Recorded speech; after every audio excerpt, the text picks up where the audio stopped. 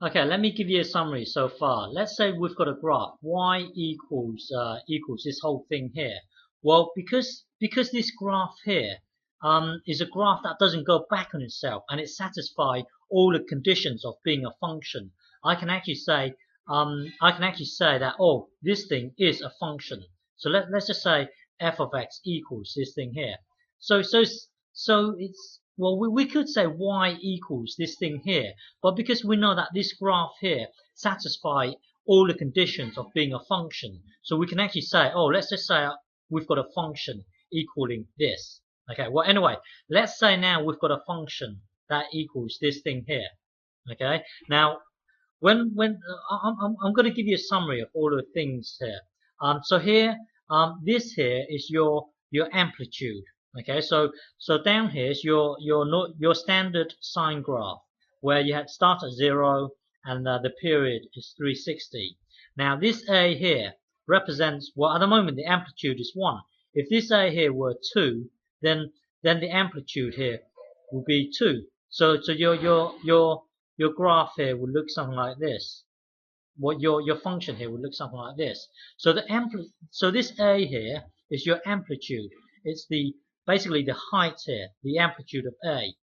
Okay, so here you would say, even though this is a negative, you would say the amplitude is A.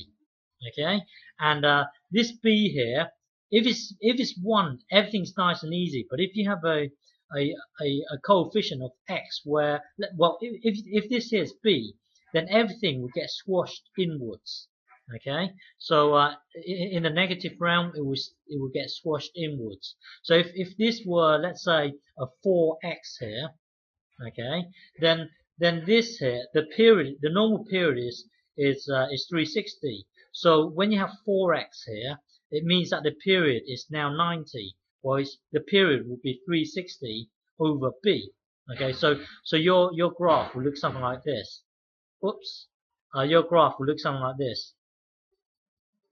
Okay, you've got 1 here, 2 here, and then 3 here, and then 4 here. So that's what it means. So yeah, so when you have this here, the period will be 360 over b. So basically, this number here, this b here, tells you how much you should squash everything inwards by. Okay, and then oh yeah, and then this is a shift. But this is a shift in the in well, left or right. Okay, so this is shifting acrosswards in the horizontal direction. This C here shift everything in the horizontal direction. But if you have a coefficient other than 1, then you've got to rewrite this bit here. You've got to rewrite this thing here to truly understand what's going on. So here you would rewrite as this: a sine,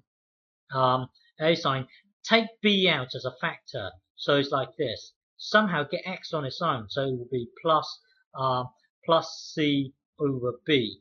Okay. By you writing it in this form here, looking at this here, this tells you how what you should shift it across by. So in this case, you shift it across by c over b. Okay. So rewrite it from here to here, just so that you can see how far you should shift everything across in the horizontal direction. And then this D here tells you well, you moving things up and down. So you translating things up and down. So here, if this were 1, if you plus 3, it means that you move. You're not stretching. You're moving everything up by 3, up to 3. So if this is if this was 1, then 2. So it's 1, and then you plus 3. Sorry, let me start again. If this were 1, and then you plus, basically you plus d. So you're going to move everything up by d. So if you plus 3, then basically this whole thing here was 1, and when you plus 3, it would take you to 4. So this thing here would be this point here would be a 4. Okay. So if this were negative 1, if you plus 3 here, then this point here will move to 2. Okay, so everything gets translated, not stretched, translated. Everything gets moved upwards by 3. Okay, so the important part is looking at this bit here. When you see this, rewrite it as this plus c over b. You see, by you writing it in this form here, you can actually see how you can actually see how far you should move it, left or right, in the left or right direction. Okay, by looking at this. So the important part is this bit here. Rewrite it. Okay.